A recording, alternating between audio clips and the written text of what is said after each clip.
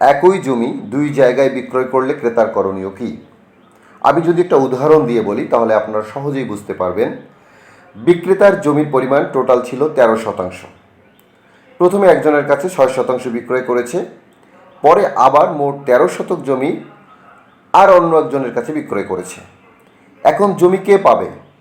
ক্রেতাদের করণীয় কী? এখন আসুন, এখানে মোট জমির পরিমাণ হচ্ছে 13%। মোট জমি থেকে প্রথম দলিল গৃহীতা 6% জমি বুঝে নেবেন।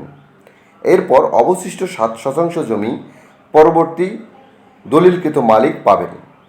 দ্বিতীয় যে পক্ষ পরে জমি ক্রয় করেছে তাকে আদালতে একটি মামলা করতে হবে, প্রতারণার মামলা।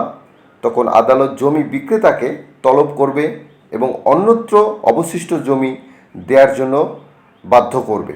অথবা যদি অন্যত্রে জমি না থাকে তাহলে বর্তমান বাজার মূল্য অনুযায়ী ক্রেতাকে তার ক্ষতিপূরণ অবশ্যই দিতে হবে।